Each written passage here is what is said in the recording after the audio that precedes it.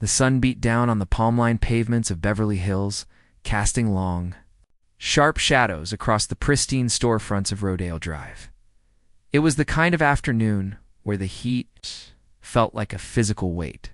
Yet inside the Diamond exclusive boutique, the climate was a steady, artificial chill of coldness that had nothing to do with the air conditioning and everything to do with the souls of the people within. This was a temple dedicated to the pursuit of the unattainable, a place where the scent of expensive perfume and the soft, rhythmic click of designer heels formed the soundtrack of the ultra-wealthy. Among the glass cases that housed fortunes in emeralds and gold, the atmosphere was thick with a quiet, suffocating sense of privilege.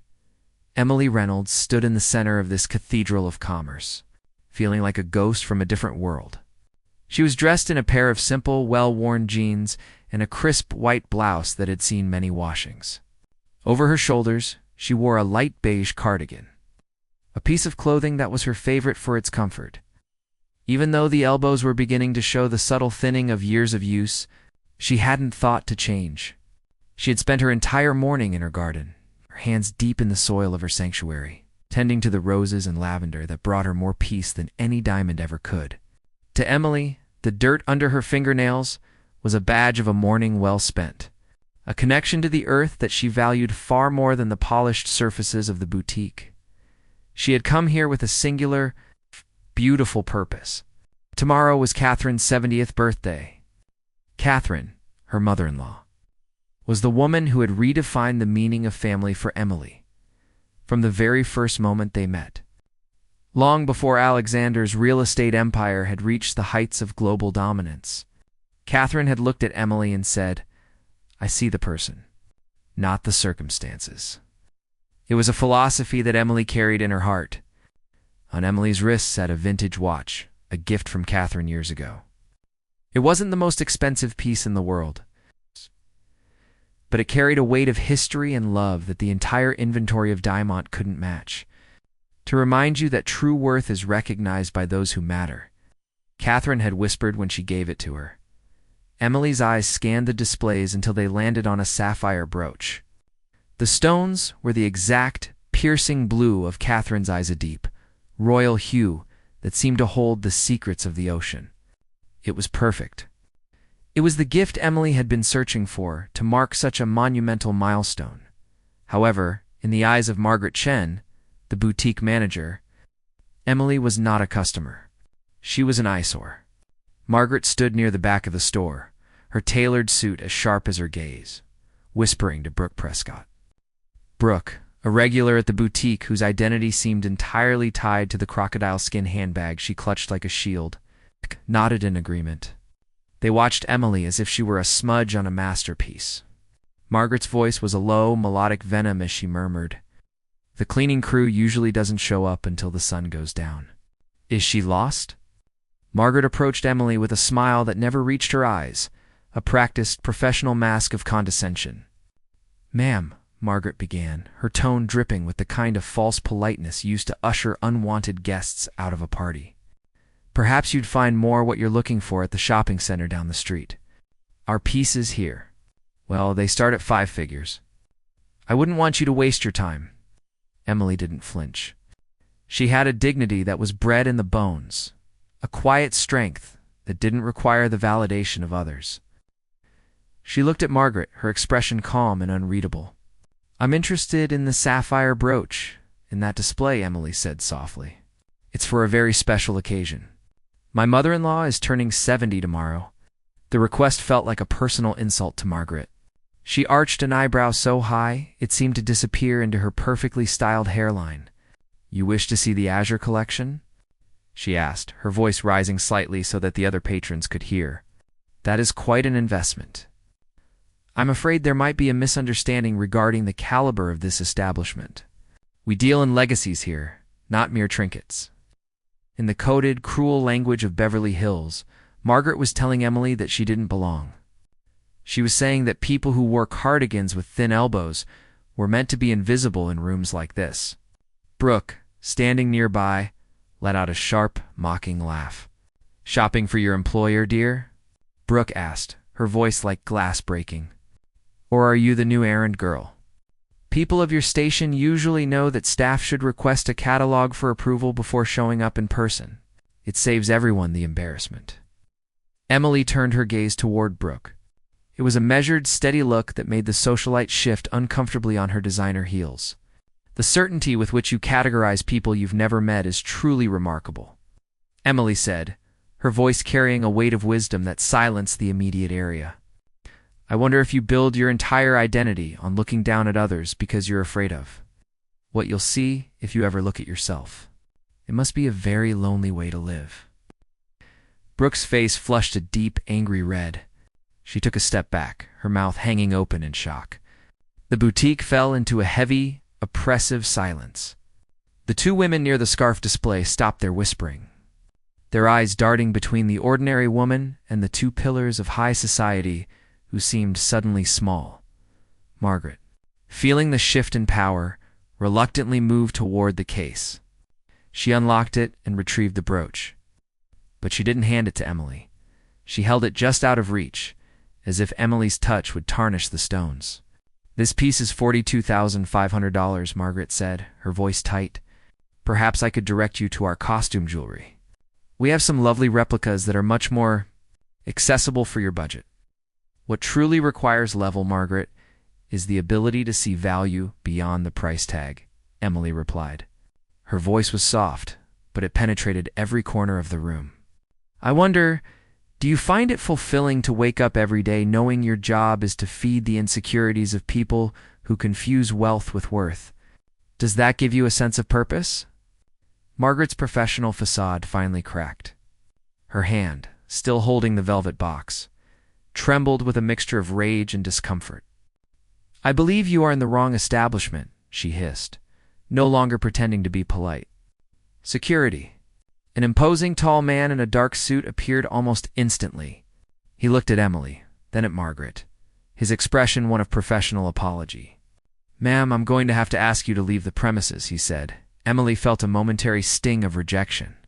It wasn't for herself. She had long ago stopped caring what people like Margaret thought, but for the gift. The sapphire brooch, the perfect symbol of her love for Catherine, felt suddenly out of reach. Not because of the money, but because of the ugliness of the humans guarding it. She touched the vintage watch on her wrist, drawing a final breath of strength from the memory of Catherine's kindness. She prepared to walk out with her head held high, but then the atmosphere in the boutique changed. It was a subtle shift at first, a sudden straightening of the security guard's back, a collective intake of breath from the women by the scarves. A man stood in the doorway, his silhouette framed by the bright California sun. As he stepped inside, the room seemed to shrink. Alexander Reynolds didn't need to shout to be noticed. His presence was an undeniable force of nature. He wore a navy suit that was the epitome of understated power, but it was the intensity in his steel blue eyes that stopped everyone in their tracks. He didn't look at the diamonds. He didn't look at Margaret. He looked only at Emily. I believe you're asking my wife to leave, Alexander said. His voice was quiet, a low rumble that carried the weight of a storm. The words my wife hit the room like a physical blow. Margaret's face went from pale to ghostly white in a matter of seconds. The security guard, realizing the gravity of the situation, stammered, Mr. Reynolds. Sir? I was just... Alexander raised a single finger, a tiny gesture that silenced the man instantly. He walked forward, his footsteps echoing on the marble floor. The crowd parted like the Red Sea as he moved toward his wife. He didn't look angry. He looked disappointed, which was far more terrifying to those who knew his reputation. Margaret, desperate to salvage the situation, tried to speak. Mr. Reynolds, what an unexpected pleasure. There was a misunderstanding about the collection. The sapphire brooch, Alexander interrupted, his voice conversational yet icy. May I see it? Margaret's hands were shaking so violently she nearly dropped the velvet box as she handed it to him. Alexander didn't take it. Instead, he looked at Emily, his expression softening into one of pure, unadulterated love. Is this the one you chose for Mother's birthday, my love? The tenderness in his voice, the mention of the legendary Catherine Reynolds, added a new layer of horror to Margaret's realization. She had just insulted the daughter-in-law of one of the most powerful families in the country. Alexander slowly reached into the inner pocket of his jacket. The entire boutique held its breath, expecting him to pull out a black card or a checkbook. Instead, he withdrew a sleek leather wallet. He began to count. He pulled out a stack of crisp $100 bills. One by one, he laid them out on the glass counter with a deliberate, agonizing precision. The silence was total. The only sound was the soft snap of the bills being counted. When he reached the full amount, $400 and $2,500 bills, he held the stack in his hand for a moment. He looked around the room, making eye contact with every person there, from the trembling Margaret to the now shrunken Brooke. "The world is changing," Alexander said, his voice echoing in the hushed boutique. "Those who judge others by the clothes they wear or the dirt on their hands will soon find themselves very, very alone. My wife chooses simplicity because she has the wisdom to know that things do not define a person. It is a lesson my mother taught us both. This money," he held up the stack, "is what you value. This is what determines worth in your eyes. How incredibly empty your lives must be." Then, with a casual flick of his wrist, Alexander let the money go. The bills didn't fall in a heap. They caught the air, fluttering and scattering across the polished marble floor. They slid under the display cases. They settled around Margaret's expensive heels. And they drifted like green leaves in a forest of greed. It was a beautiful, chaotic sight of fortune rendered meaningless by the way it was discarded. He didn't give an order to pick it up. He didn't demand an apology. He didn't need to. He simply turned his back on the money and the people. Offering his arm to Emily, a gentle, genuine smile transformed his face, erasing the coldness of the businessman and replacing it with the warmth of a man who knew he was the luckiest person in the world. "Shall we, my love?" he asked. "Mother is waiting." Emily looked at the money on the floor, then at the shattered faces of the women who had tried to diminish her. She felt no joy in their humiliation, only a profound sense of clarity. She placed her hand on Alexander's arm, her fingers intertwining with his. They walked toward the door together, their footsteps steady and rhythmic. They didn't look back. As they reached the exit, Emily caught the eye of the young saleswoman who had been standing in the corner, the one who had hesitated when Margaret called for security. Emily gave her a small, encouraging nod. It was a silent message. You don't have to be like them. They stepped out into the golden afternoon light, leaving the boutique behind. The doors closed, but the atmosphere inside would never be the same. The story of the discarded fortune and the ordinary woman would be whispered through the halls of Beverly Hills for years, a legend of how true power doesn't need to raise its voice to be heard. A few days later, the scene was entirely different. The setting was the lush, sprawling gardens of Catherine Reynolds' estate. There were no crystal chandeliers or marble floors here. It's only the vibrant colors of blooming roses and the earthy scent of damp soil. Family and close friends had gathered under the shade of ancient oaks to celebrate Catherine's 70th year. Emily approached Catherine, who was sitting in a wicker chair, looking every bit the queen of her domain. Emily held out a small velvet box. "I hope this brings you as much joy as you've given me, Catherine," she said softly. Catherine opened the box and gasped. The sapphire brooch caught the sunlight, flashing with a brilliant deep blue. "Oh, Emily, it's stunning. It's the color of the sky just before the stars come out." As Catherine pinned it to her dress, she looked up at Emily, her eyes narrowing with her characteristic wisdom. "Something happened when you bought this, didn't it?" "I can see it in your eyes." Alexander, standing nearby with a glass of lemonade, nodded. "Let's just say we had to remind some people that diamonds are just rocks if the person wearing them has no heart." Catherine laughed, a rich, warm sound that filled the garden. "You know," she said, taking Emily's hand in hers, "the same thing happened to me 40 years ago. When I first brought your father home to my family's estate, the butler tried to make him use the service entrance because his shoes were dusty from work. I told my father that day that if the man who built our world wasn't welcome through the front door, then neither was I." Emily smiled, feeling a deep sense of belonging. "I never knew that, because it didn't matter in the end," Catherine said firmly. "What matters is that you recognize true worth when you see it." That's why you belong here, Emily. You've always had that gift. You see the soul, not the silk. As the sun began to set, casting long orange shadows across the grass, Catherine mentioned that a young woman named Jessica had called the house earlier that morning. It was the saleswoman from the boutique. She had quit her job and was asking if there were any openings in Emily's community garden project.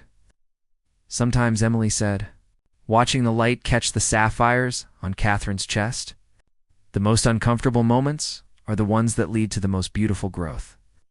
In a world that constantly tried to sort people into boxes based on their bank accounts and their brands, the Reynolds family had built a sanctuary defined by something else entirely. They were a family held together not by the things they owned, but by the way they saw and uplifted the people around them. They knew that the most valuable treasures in life aren't found in a glass case on Rodeo Drive. They are found in the quiet moments of kindness, the strength of a shared history, and the courage to remain humble even when you have the world at your feet, as the party continued into the evening. The sapphire brooch continued to glow, a reminder that, while price tags are temporary, the dignity of the human spirit is eternal. The scattered money in the boutique was long gone. It's likely swept up and deposited by people who still didn't understand the lesson, but the impact of that day remained. Emily and Alexander had shown that true wealth isn't about what you can buy, but about what you refuse to sell, your integrity, your compassion, and your ability to see the inherent worth in every human being you meet. The garden was full of laughter and the soft clinking of glasses, symphony of a life well lived. Emily looked at her husband and then at the woman who had become her mother in every way that mattered. She realized then that the simple life she loved was actually the most decadent of all, because it was filled with the only things that truly lasted. And in that realization, she found a peace that no boutique could ever sell and no amount of money could ever buy: the legacy of the Reynolds. Family wasn't written in ledgers or on titles of property. It was written in the lives they touched and the people they inspired to look a little deeper, to speak a little kinder, and to remember that we are all, beneath our clothes and our circumstances, remarkably, beautifully human. The story of the woman in the beige cardigan and the billionaire who dropped a fortune on the floor became a reminder to everyone who heard it. Never mistake a quiet presence for a weak one, and never assume that a simple appearance means a simple mind. For in the heart of the most ordinary moments, extraordinary power is often waiting to be revealed. The evening air grew cool, and Emily pulled her old cardigan a little tighter around her. She looked at the worn elbows and smiled. To anyone else, they were a sign of age. To her, they were a map of all the days she had spent building a life worth living. And as she walked back toward the house with Alexander, she knew that she didn't need a single diamond to sparkle. She was already shining with the light of 1,000 sapphires, held in the eyes of the people who truly saw her.